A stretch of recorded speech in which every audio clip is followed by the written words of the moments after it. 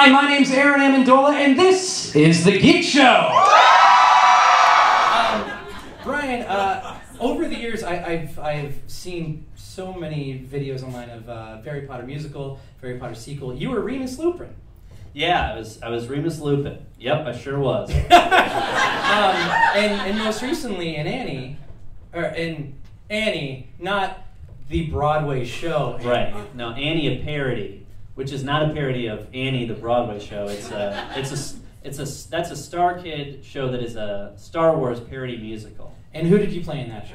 I played we called him JJ because we're trying to get better about copyright infringement. But I played Jar Jar Binks. Everyone's favorite character. Yeah. It was a joy to take on that character, trying to make people see a different side.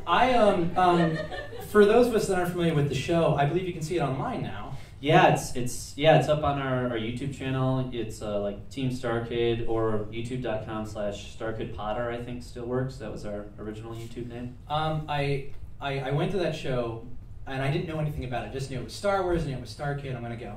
And the first time that we see Jar Jar, he's in a pretty grim state. Mm-hmm. There's a noose. Yeah. And I was like, is this just gonna be the scene? Yeah. And that's where I leave you. You should go watch that show now. Yeah. That would have been a great teaser.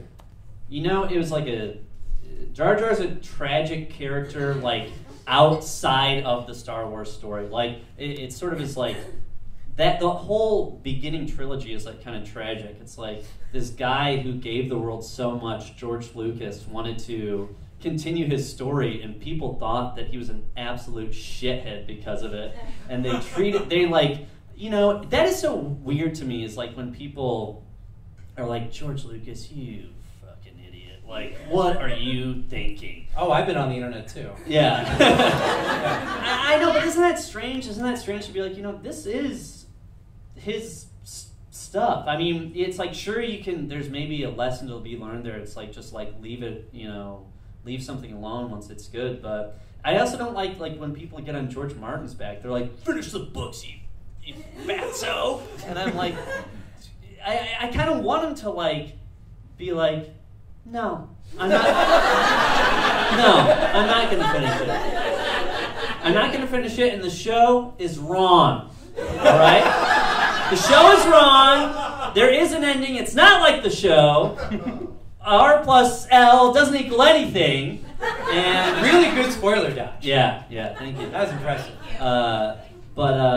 Thank you. People in the audience are like, thank goodness. But I just don't like that. I don't like when someone is like, gives people crap about how they should end their own series. Well, so speaking of that, how do we feel about Fantastic Beasts? That's I think it's an absolute travesty. They should have just left it alone. Yeah, just let those beasts be where they were. Yeah. No, we were talking a little bit about this backstage. I think it's, I'm excited to see it. I think it'll be good. Can't wait to go back to the magical world of wizards and witches. Yeah, it was like 1930s New York. That's the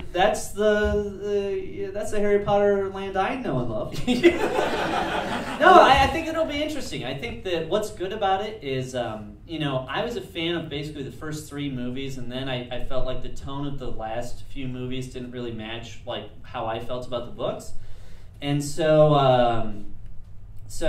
but I haven't really even looked at the Fantastic Beasts book. I kind of know about it and have maybe seen it a little bit around, but I think it's cool. I think it's cool to, you want to see more stories. We always kind of talked about, and I think that's sort of is reflected in the shows that we did, the Harry Potter musical series. This would be such good material for a cartoon show, and I would totally watch that and accept that, even if it deviated from the books. We've had these faithful-ish versions of the movies, and now we can branch out from there. And I think it's cool that we get to see more of the world. I love it. You see a lot of